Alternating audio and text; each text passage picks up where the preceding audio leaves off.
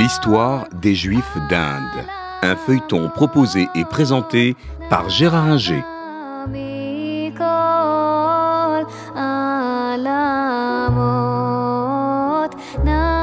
Bonjour, nous avons vu la vie, l'histoire assez brillante et tranquille des Juifs noirs du Cochin qui, après 1948, ont émigré pour la quasi-totalité en Israël.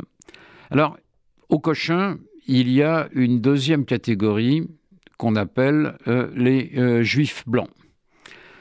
Pourquoi les appelle-t-on les Juifs blancs ou les étrangers disaient les Juifs noirs du Cochin, les paradésis, parce que eux viennent d'Europe, ces Juifs blancs.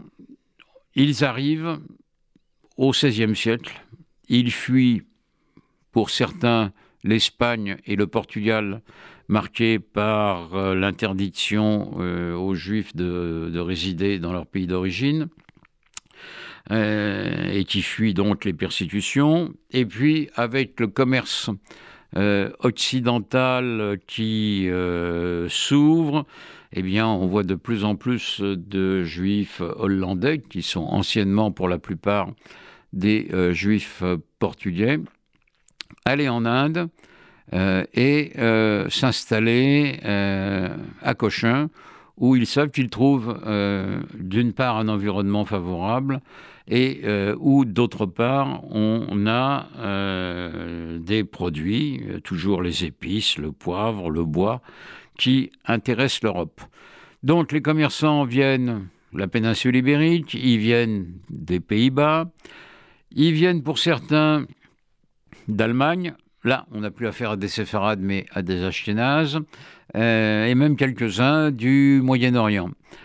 Alors, ces Juifs blancs s'installent également à Cochin, pratiquent un judaïsme tout à fait classique, ont des contacts avec les Juifs noirs, mais ne se mélangent pas avec eux, et restent entre eux avec une endogamie qui est très forte. Ils se considèrent comme supérieurs naturellement aux Juifs noirs.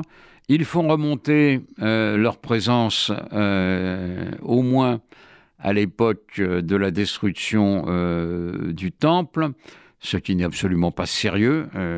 Ils ne viennent pas de là, mais ils veulent montrer ce sont eux qui sont les plus anciens, et c'est ce qu'ils racontent, par exemple, à Moses Pereira de Paiva, en 1685, lorsque ce juif hollandais arrive à Cochin. Il trouve des juifs blancs qui leur racontent ces histoires. On sait que c'est faux. Ils sont arrivés au XVIe siècle, au début du XVIIe, et n'ont rien à voir avec la destruction du Second Temple. Mais ils s'affirment différents, ils pratiquent, je dirais, une ségrégation avec le système des castes qu'ils adoptent.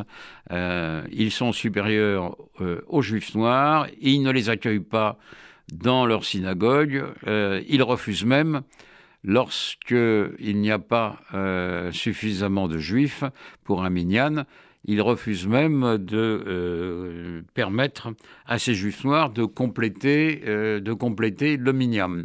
Donc, des relations qui sont distantes, mais qui ne sont pas non plus conflictuelles. Les Juifs noirs et les Juifs blancs peuvent travailler ensemble, peuvent parler. Est-ce qu'ils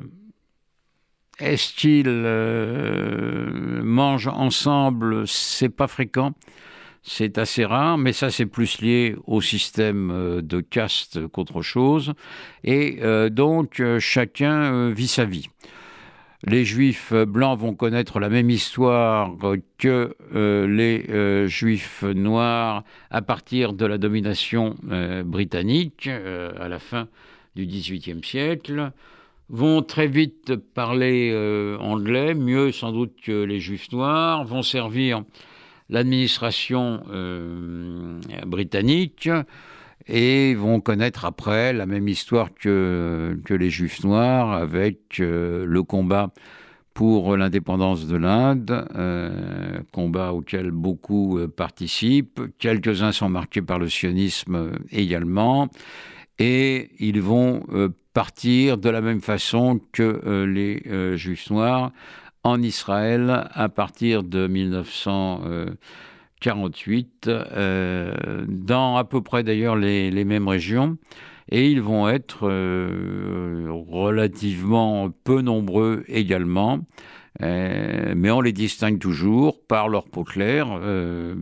Pour certains, ils ont pris des femmes dans les milieux locaux, mais ils gardent de leur origine européenne la peau bien plus claire que celle des Juifs noirs. Donc un destin partagé et en partie commun, mais quand même bien différent de celui des Juifs noirs du Cochin. Aujourd'hui, au Cochin, il n'en reste pratiquement plus, et tout le monde, ou presque, est en Israël. C'était l'histoire des Juifs d'Inde, un feuilleton proposé et présenté par Gérard Inger.